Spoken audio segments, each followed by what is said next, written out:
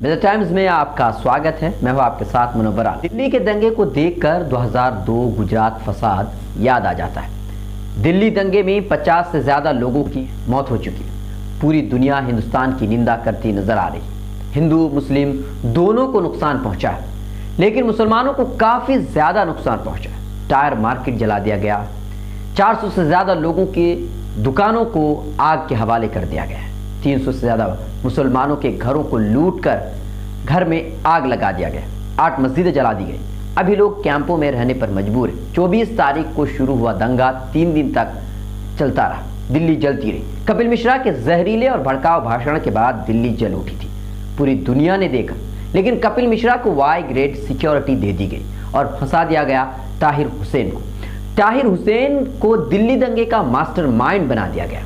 बचपन से लेकर अब तक उसने क्या कुछ किया है, सारा कच्चा चिट्ठा निकालकर दुनिया के सामने रख दिया गया। पर पुलवामा अटैक पर यही मीडिया कुछ नहीं निकाल पाई। बहरहाल अब ताहिर हुसैन के सर पर दिल्ली दंगे का आरोप है और आम आदमी पार्टी ने भी अपनी पार्टी से निलंबित कर दिया है, बाहर का रास्ता दिखा दिया। साथ देने के बजाय ताहिर हुसैन को साहिल समंदर में सुनामी के बीच तन्हा छोड़कर पार्टी ने अपना रास्ता नाप लिया है। पर सवाल यह है कि क्या वाकई ताहिर हुसैन मास्टरमाइंड है? घर की छत पर पेट्रोल बम, पत्थर और गुलेल वगैरह बहुत सारी चीजें पाई गई। कुछ देर के लिए यह मान भी लिया जाए कि ताहिर हुसैन की छत पर बहुत सारी चीजें पाई गई हैं जो दंगाइयों के लिए जरूरी है। इसी छत पर से ताहिर हुसैन की मौजूदगी में पथराव भी हुआ है।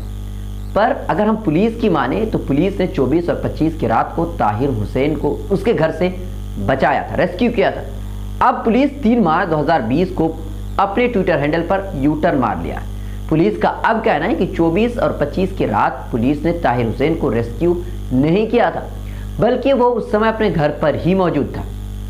पर सवाल यह है कि पहले पुलिस ने झूठ बोला था या अब पुलिस झूठ बोल रही है?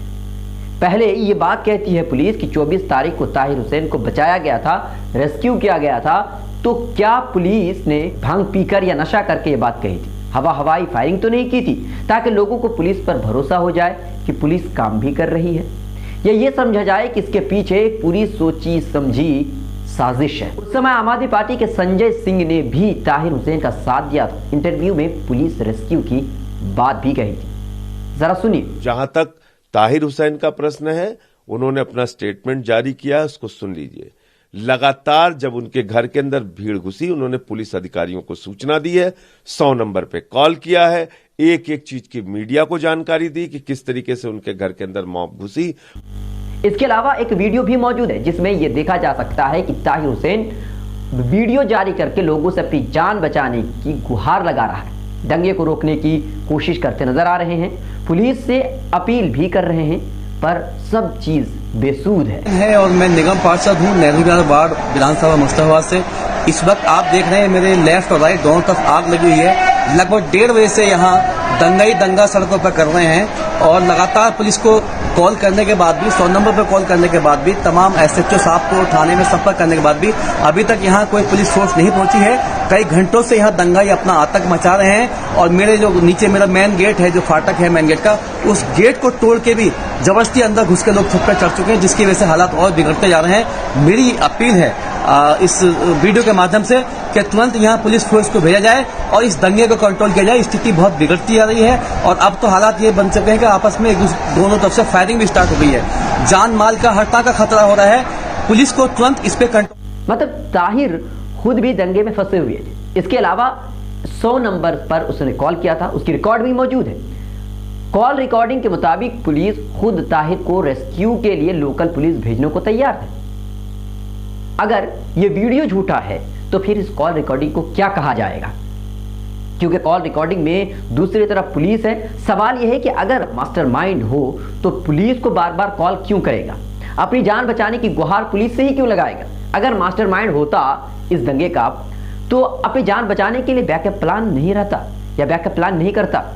अब मीडिया बार बार ये दिखाने की कोशिश कर रही है कि 25 और 26 को ताहिर हुसैन अपने घर की छत पर मौजूद था और वीडियो के जरिए ये साबित करने की पूरी कोशिश की जा रही है।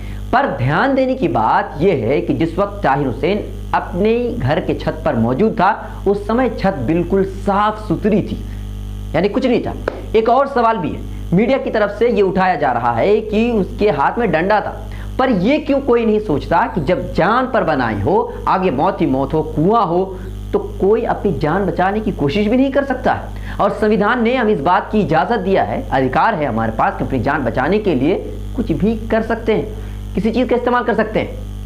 दंगा के खत्म होने के बाद मीडिया वहां पहुंचती है, फिर उसी छत से पत्थर, गुलेल और बम बरामद होता है, पेट्रोल बम।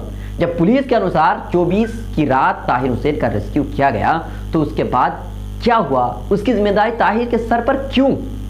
इसके अलावा अगर ताहिर हुसैन की छत से पत्थरबाजी हुई है, इसके लिए मास्टरमाइंड है, और इसका सबूत अगर उसके छत पर मौजूदगी वाला वीडियो है और इस बात को साबित करने वाला वही वीडियो है, फिर ये वीडियो सबूत क्यों नहीं है?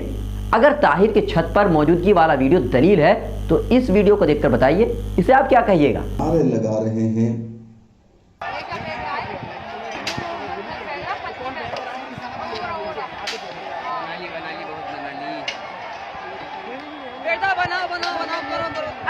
कर फायरिंग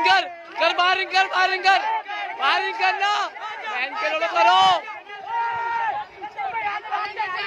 फायरिंग करो। गाली नहीं, ये देखो बंदूक से फायरिंग हो रही है, देखो। इस नर्सिंग होम के मालिक के खिलाफ भी FIR होना चाहिए और उसे भी जेल होना चाहिए। ताहिर हुसैन के कई वीडियो हैं जिससे साबित होता है कि वो खुद दंगे में फंसा हुआ था, जान बचाने के लिए गुहार लगा रहा था।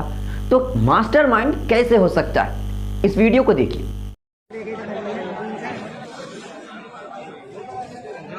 ये आ तो रही है, उनकी हरकत में दिख रही है। ये देखो, ये ताहिर भाई अपने घर के लिए कह रहे हैं मेरे घर में लोग घुस रहे हैं, ठीक है, और ये जाके पुलिस कुछ नहीं कर पा रही है, ठीक है, और ये आराम से पुलिस वाले ऐसे बैठे हुए हैं, देखो सारे के सारे बिल्कुल इत्मीनान से सारे के सारे बैठे हुए हैं भाई। ये देखो लाइन तारी से बैठे हैं, और ये जस्ट 10 फुट की 5 फुट की दूरी पे ये लोग आग लगा रहे हैं, गूजर का सामान निकाल कर। सारे फर्नीचर में आग लगा रखी है, गूजर के फर्नीचर में आग लगा रहे हैं ये, ठीक है। ये फर्नीचर की दुकान है काफी बड़ी, देखो दिन दहाड़े। इसे देखने के बाद क्या कहेंगे? पुलिस सामने है, ताहिर अपने घर को बचाने की कोशिश करता नजर आ रहा है, पर मास्टरमाइंड यही है। ये नर्सिंग होम से बस भजन कीर्तन हो रहा था, लोगों की जान इसी नर्सिंग होम से बचाई गई, वरना सब दिल्ली वाले मारे जाते। पर मीडिया का रवैया काफी हैरतनाक है। कपिल मिश्रा की हेट स्पीच से इतना सब कुछ हो गया, पर बात किसी ने नहीं की, कोई डिबेट नहीं हुआ। पर ताहिर हुसैन की छत से पत्थरबाजी हुई, बस ये जानकर मुस्लिम नाम पाकर सब इसी पर डिबेट करते नजर आ रहे थे। मोहन नर्सिंग होम से पत्थरबाजी हुई, पर इस पर डिबेट नहीं हुआ। शायद यही अगर खालिद नर्सिंग होम होता तो फिर मीडिया का तांडव नजर आ जाता, और तांडव देखते। जरा सोचिए, अगर कोई मुस्लिम नेता कपिल मिश्रा की तरह हेट स्पीच देता और उसे Y ग्रेड सिक्योरिटी दे दी जाती, उसकी जान की हिफाजत की जाती, तो देश में अभी क्या कुछ हो रहा होता।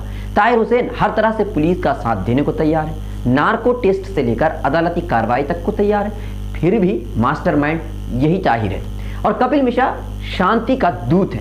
अब उम्मीद अदालत से है, क्या होगा? आपको क्या लगता है? आप हमें कमेंट कर जरूर। मिलर टाइम्स की वीडियोस देखने के लिए यहाँ क्लिक करके सब्सक्राइब करें, और हाँ, बेल आइकन जरूर दबाएं। अगर फेसबुक पर देख रहे हैं तो पेज लाइक करें। ताज़ा तरीन खबरों और मज़ामीन के लिए विजिट करें हमारी वेबसाइट www.millertimes.com। हमारी ये वेबसाइट उर्दू, हिंदी, इंग्लिश तीनों लैंग्वेज में मौजूद है।